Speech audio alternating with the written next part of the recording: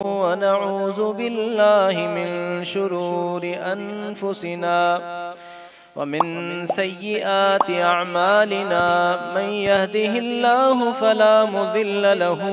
ومن يضلل فلا هادي له وأشهد أن لا إله إلا الله وحده لا شريك له وأشهد أن محمدًا عبده ورسوله أعوذ بالله من الشيطان الرجيم بسم الله الرحمن الرحيم يا أيها الذين آمنوا اتقوا الله حق تقاته ولا تموتن إلا وأنتم مسلمون يا أيها الذين آمنوا اتقوا الله وقولوا قولا سديدا يصلح لكم أعمالكم ويغفر لكم ذنوبكم ومن يطع الله ورسوله فقد فاز فوزا عظيما أما بعد فإن خير الحديث كتاب الله وخير الهدي هدي محمد صلى الله عليه وسلم وشر الأمور محدثاتها وكل محدثة بدعة وكل بدعة ضلالة وكل ضلالة في النار أعوذ بالله من الشيطان الرجيم بسم الله الرحمن الرحيم أولئك الذين أنعم الله عليهم من النبيين من ذرية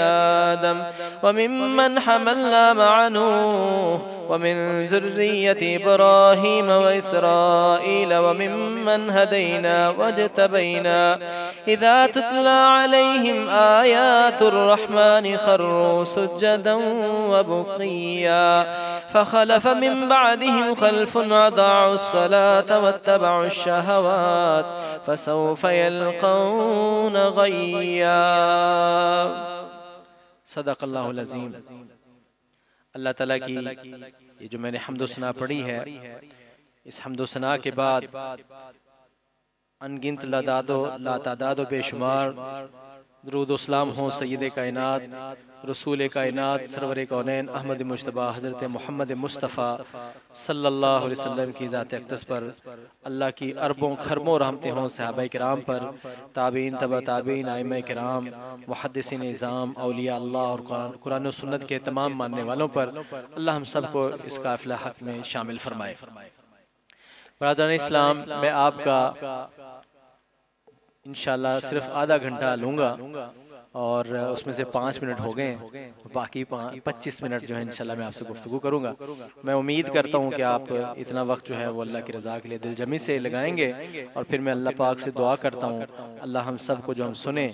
اس کو قبول فرمائے، جو ہم بولیں، اور اس کا جو ریوارڈ ہے، اس کا جو اللہ نے صلہ رکھا ہے وہ ہم سب کو پورا پورا نصیب فرمائے اور ہم سب کو عمل کی توفیق نصیب فرمائے۔ میرے ایمان والے بھائی، کلمہ سب سے پہلی بنیاد ہے اسلام کی، اور اسلام کی 5 بنیادیں ہیں۔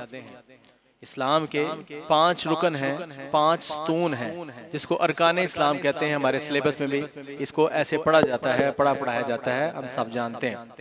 اور یہ ہر کسی مسلمان کو معلوم ہونے چاہیے کہ وہ 5 کون کون سے ہیں، اور وہ یہ ہیں: کلمہ طیبہ، نماز، زکوٰۃ، روزہ اور حج۔ رسول اللہ صلی اللہ علیہ وسلم کی اس حدیث میں اس طرح ہے، صحیح مسلم کی حدیث ہے، مشکوٰۃ المصابیح میں بھی یہ حدیث نمبر 2 پہ آ رہی ہے کہ رسول اللہ صلی اللہ علیہ وسلم نے فرمایا بنی الاسلام علی 5، اسلام کی بنیاد 5 چیزوں پر ہے، اور پہلی چیز یہ ہے، پہلا ستون۔ اسلام کے کتنے ستون ہیں؟ سمجھیں کہ اسلام ایک عمارت ہے اور اس کے نیچے ستون ہیں 5،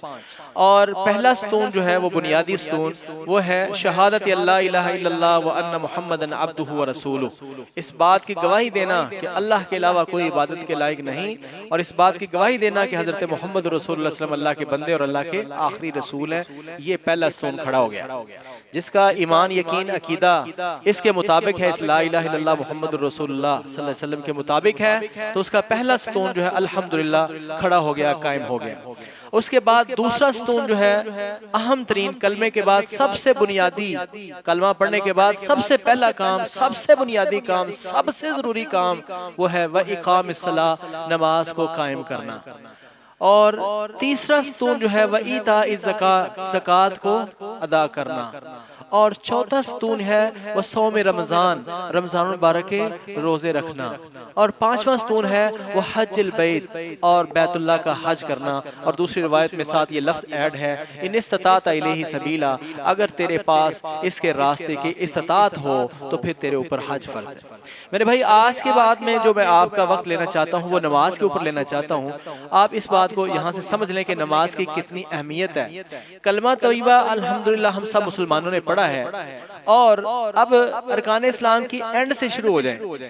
حج رسول اللہ صلی اللہ علیہ وسلم نے خود ہی فرما دیا کہ اس کے اوپر فرض ہے ان استطاعت الیہ سبیلا، جس کے پاس استطاعت ہے حج کرنے کی، جس کے پاس استطاعت ہے حج کرنے کی اس کے اوپر فرض ہے۔ اور جس کے اوپر استطاعت نہیں ہے، اس کے پاس ابھی اتنے پیسے نہیں پورے ہوئے اور نہیں جا سکتا، اب اس کے وہ حج نہیں کر پاتا تو اس کے اوپر کوئی گناہ نہیں ہے۔ لیکن اگر اس کے پاس پیسے ہیں، جا سکتا ہے اور پھر نہیں کرتا، تو پھر رسول اللہ صلی اللہ علیہ وسلم نے فرمایا ہے وہ یہودی ہو کے مرے، عیسائی ہو کے مرے، مجھے اس کی کوئی پرواہ نہیں۔ لیکن اگر خرچہ نہیں ہے جانے کا تو اس کے اوپر ابھی حج بھی فرض نہیں۔ کتنے ہو گئے؟ دو۔ کلمہ طیبہ پڑھا ہوا ہے، حج اس پر ہی فرض ہے جس کے پاس استطاعت ہے۔ اب اس سے جو پچھلا جو ہے، اس کا جو ردیف ہے، ردیف اس کا پچھلا، وہ ہے رمضان کے روزے۔ یہ رمضان کے روزے صرف سال کے بعد آتے ہیں، ایک مہینے کے روزے فرض ہیں، باقی سارے ہی نفل ہیں۔ اور انسان کوئی مر نہیں چلا کہ ہمت مار کے اگر ایک مہینے کے روزے رکھ لے، پھر ہے بھی فائدہ انسان کا۔ رسول اللہ صلی اللہ علیہ وسلم کی حدیث ہے سومو تسحو، روزے رکھو صحت پاؤ گے، اور اس کے بڑے بڑے فوائد ہیں، اس کی بڑی عظمتیں ہیں، اس کی بڑی شانیں۔ فی الحال آج ہمارا یہ موضوع نہیں ہے، تو یہ سال کے بعد بات آتی ہے۔ اچھا جی، یہ بھی ہو گیا کلوز، سال کے بعد اس کی باری آئے گی۔ اب آگی بات زکوٰۃ کی، اس سے پیچھے جو ہے وہ ہے زکوٰۃ۔ تو زکوٰۃ جو ہے وہ بھی اس کے پاس ہی فرض ہے جس کے پاس اتنا مال ہو، صاحب نصاب ہو۔ اور صاحب نصاب کیا ہوتا ہے ایک الگ سے موضوع ہے، میں اس میں جاؤں گا تو پھر میں اتنے ٹائم میں اگلی جو بات میں نے کہنی وہ کہہ نہیں سکوں گا، پھر کسی مجلس میں بتاؤں گا کہ صاحب نصاب کیا ہوتا ہے، کتنے پیسے ہوں انسان کے پاس پھر زکوٰۃ فرض ہو جاتی ہے، تو کتنی زکوٰۃ دینا پڑتی ہے۔ بہرحال ہر بندے کے اوپر زکوٰۃ فرض نہیں، اس بھائی کے اوپر زکوٰۃ فرض ابھی شاید نہیں ہوگی، اس کے پاس اتنے پیسے نہیں ہوں گے، اس بھائی کے پاس شاید اپنے اتنے پیسے نہیں ہوں گے، وہ صاحب نصاب نہیں ہوگا۔ ہر بندہ صاحب نصاب نہیں ہوتا،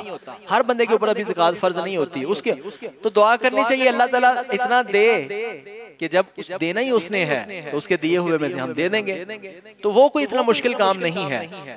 ایک بات رہ جاتی ہے نماز کی، پھر سے دہراؤں، نماز کلمہ سب نے پڑھا، اور حج صاحب استطاعت پر فرض ہے، اور رمضان کو روزے سال کے بعد ہیں، اور زکوٰۃ جو ہے وہ بھی صاحب نصاب کے اوپر ہے۔ نماز ایک ایسی چیز ہے، اس کے متعلق رسول اللہ صلی اللہ علیہ وسلم نے فرمایا کہ الصلاۃ عماد الدین، نماز دین کا ستون ہے۔ من اقامها فقد اقام الدین، جس نے اس کو تھام لیا اس نے دین کو تھام لیا۔ ومن ہدمها فقد ہدم الدین، جس نے اس کو گرا دیا اس نے اپنے دین کی عمارت کو ہی گرا دیا۔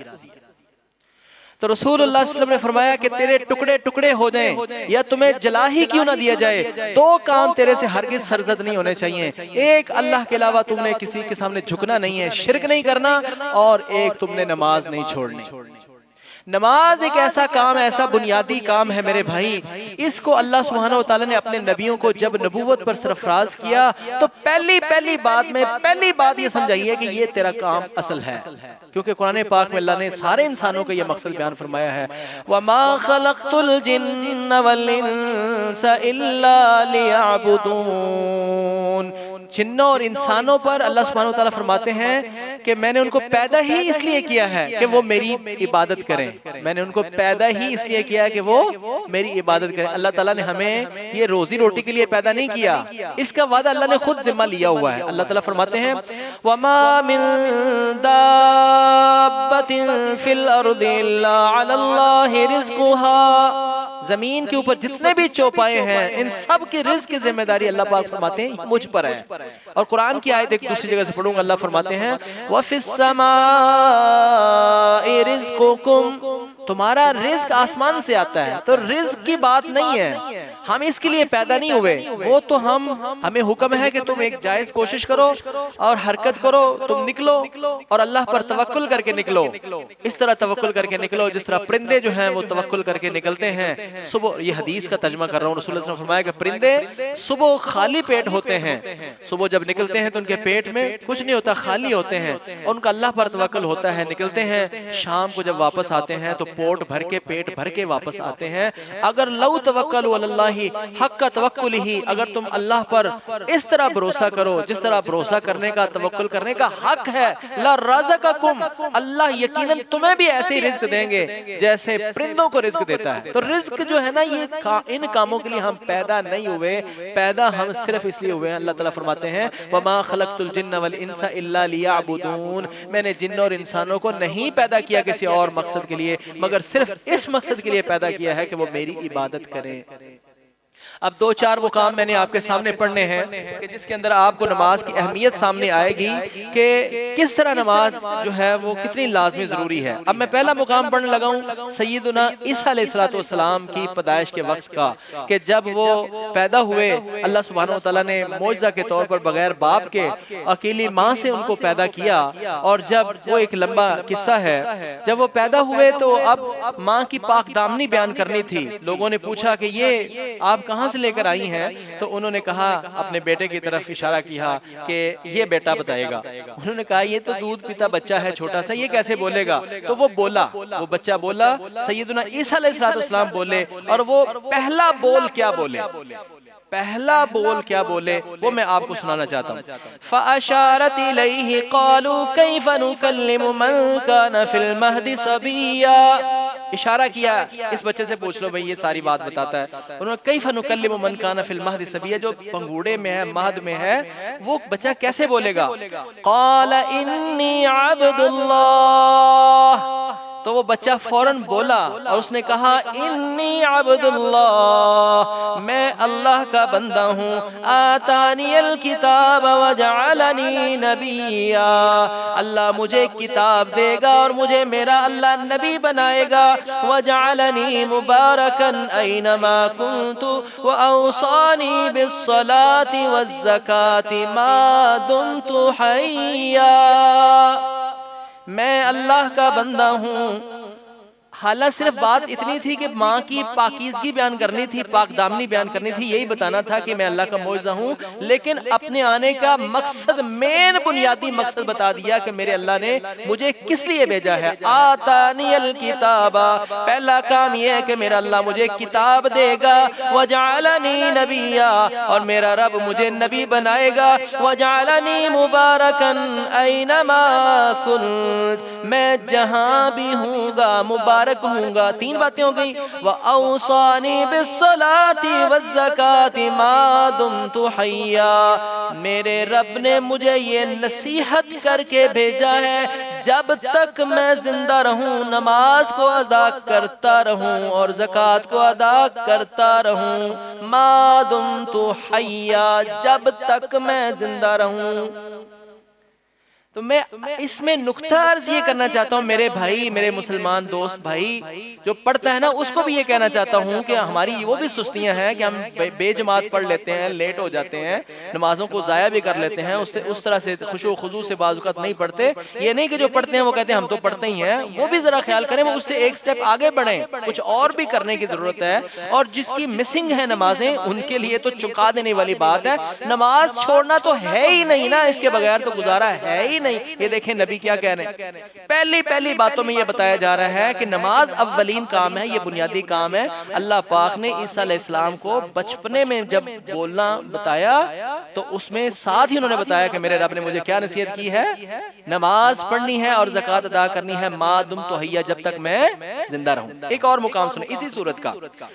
اللہ تعالیٰ نے نبیوں کا ذکر کیا ہے، کہیں فرمایا وَاذْكُرْ فِي الْكِتَابِ إِبْرَاهِيمَ إِنَّهُ كَانَ صِدِّيقًا نَبِيًّا،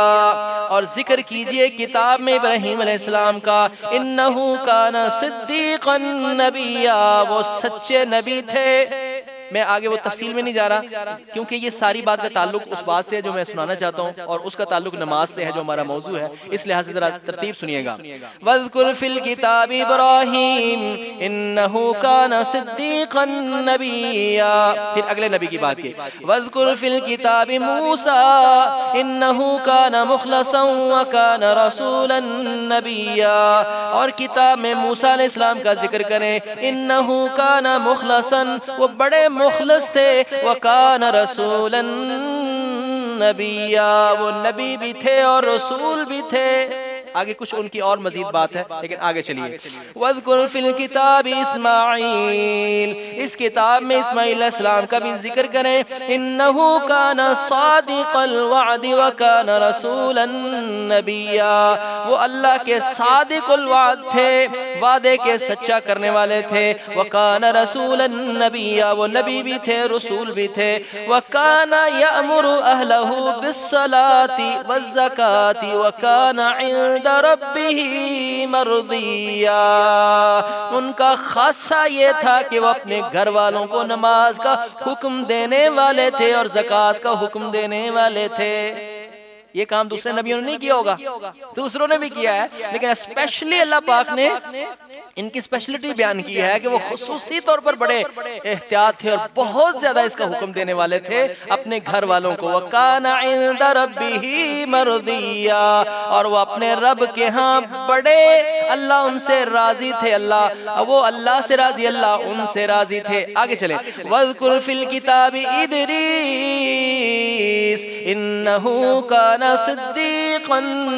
نبیّا، اس کتاب میں ادریس علیہ السلام کا بھی ذکر کرے، انہو کان صدیقا نبیّا، وہ صدیق نبی تھے، سچے نبی تھے، سب سچے ہیں لیکن ان کے ساتھ خصوصی اللہ نے جوڑا ہے، انہو کان صدیقا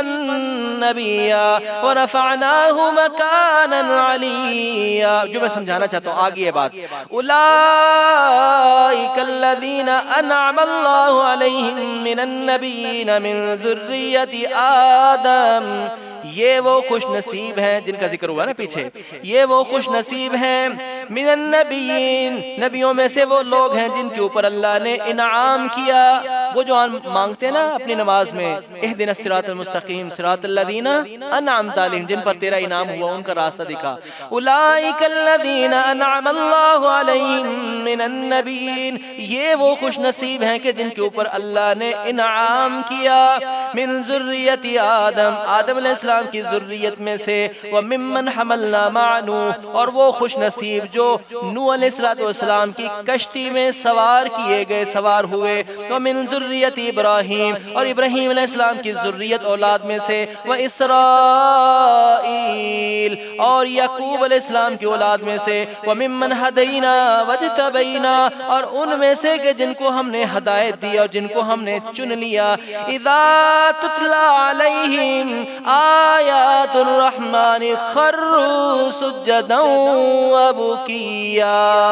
یہ جو خوش نصیب ہیں جن کا نام لیا اور ان کی اولادوں میں سے جو نیکوکار تھے، سب کے سب ان کے متعلق اللہ فرماتے ہیں، اولئک الذین انعم اللہ علیہم اذا تتلا علیہم آیات الرحمن، جب ان کے سامنے ان کے رب رحمان کی آیتوں کو پڑھا جاتا تھا، خروا سجدا وبکیا، یہ سجدے میں گر جاتے تھے، رونا شروع کر دیتے تھے، لیکن بات کیا ہوئی، فخلف من بعدہم خلف، یہ درس ہے، فخلف من بعدہم خلف،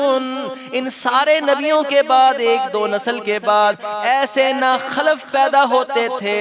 ایک نسل ٹھیک ہے اگلی نسل بگڑ گئی، ایسے نہ خلف پیدا ہوتے تھے، اضاعوا الصلاۃ، نماز کو ضائع کر دیتے تھے، واتبعوا الشہوات، اور شہوتوں کے پیچھے لگ جاتے تھے، فسوف یلقون غیا، ان قریب ہم ان کو جہنم کی غی وادی میں پھینک دیں گے۔ اللہ نے اتنے نبیوں کا ذکر کرنے کے بعد یہ فرمایا یہ سارے نمازی لوگ تھے، لیکن ان کی اولادیں جو تھیں، جو آگے ایک دو نسل کے بعد وہ ایسے نہ خلف ہوتے تھے، ان کے جرم کیا تھے، کیا بیان کیا اللہ تعالیٰ نے، فخلف من بعدہم خلف،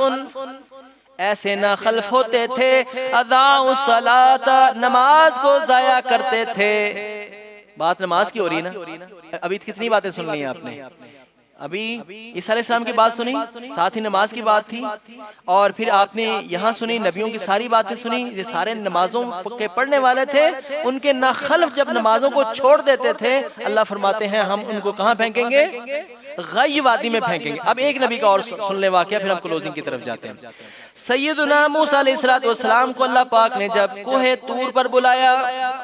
طور پہاڑ پر بلایا، اور جب انہوں نے وہ سفر کر رہے تھے نا شعیب علیہ السلام کے پاس، انہوں نے 10 سال گزارے. 10 سال گزارنے کے بعد اپنی بیوی کو ساتھ لیا اور اپنے وطن کی طرف واپس جا رہے تھے. وہ لمبا قصہ ہے سارا. واپس جب جا رہے تھے تو پہاڑی سلسلے میں سے جا رہے تھے. ایک پہاڑ پر دیکھا، وہ جو طور پہاڑ ہے، کہ اس میں ایک آگ نظر آ رہی ہے، آگ. تو اپنے گھر والوں کو کہہ رہے ہیں کہ امکثو، آپ یہاں ٹھہرو، میں وہاں جاتا ہوں. یہاں کو لگتا ہے آگ جل رہی ہے، تو ٹھنڈ لگ رہی ہے، سردی لگ رہی ہے، ہو سکتا ہے کہ کوئی آگ مل جائے تو ہم اس کو تاپیں گے، سیکیں گے، تو میں وہ آگ لے آؤں یا پھر راستہ ہی کو پوچھ لوں گا. آپ یہاں ٹھہرو. وہاں پر گئے، تو جب وہیں گئے تو اللہ سبحانہ وتعالیٰ نے وہیں آواز آ گئی. ایک درخت میں سے، فی البقعۃ مبارکۃ من الشجرۃ، ایک درخت میں سے، ایک بقع، ایک مبارک جگہ سے، ایک درخت میں سے آواز آنے لگی. یا موسیٰ اننی انا اللہ، آواز آئی اس میں سے، اے موسیٰ